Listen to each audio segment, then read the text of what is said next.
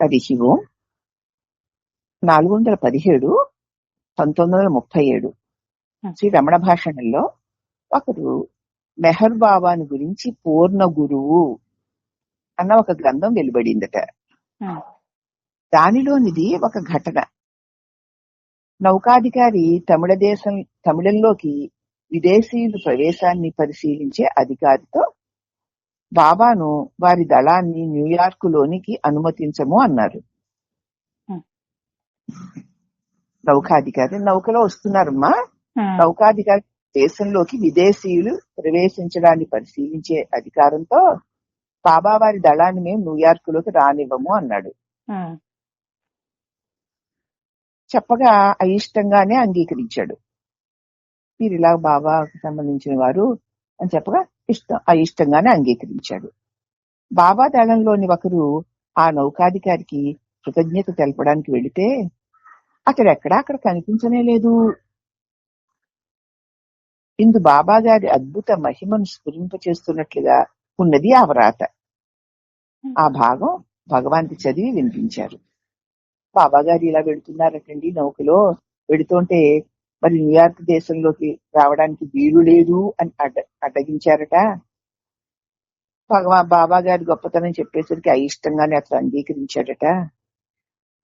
బాబా దళంలో ఉన్న ఒక ఆయన కృతజ్ఞత చెప్తాం కదా అని వెళితే అక్కడ అధికారే లేడట. ఇదంతా బాబా మహిమేను అన్నట్లుగా వర్ణించి ఉందండి అని భగవాన్కి చదివి వినిపించారు అక్కడున్నవారు.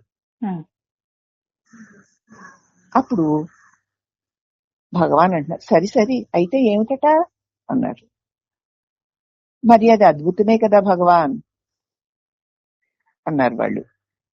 కావచ్చు, కానీ ఆ ఉద్యోగి ఆ నౌకాధికారిని తనకన్నా ఉచ్చ పదవి వానిగా అతని మాట దాటరానిదిగా గుర్తించాడు గనుక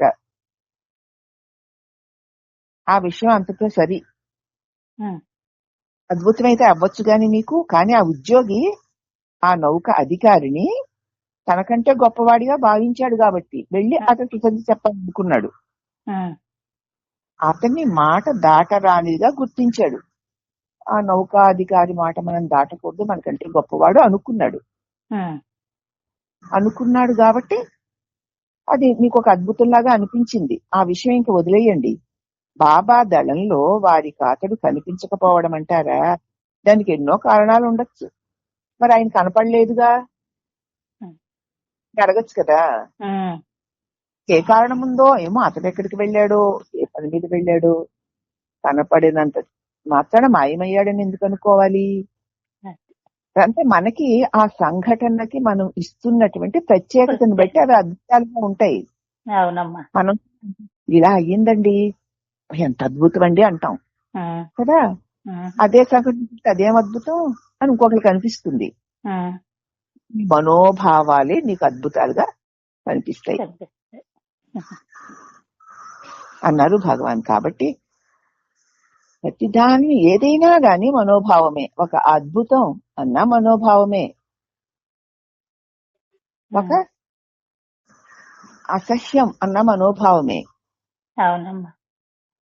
అవి రెండిటికి ఆధారం నీ భావనే తప్ప నిజంగా అక్కడ ఆ సంఘటనకి ఏ విలువ లేదు అన్న సందేశాన్ని ఇక్కడ మనకు భగవాన్ అందించారు. హరి ఓం నమః.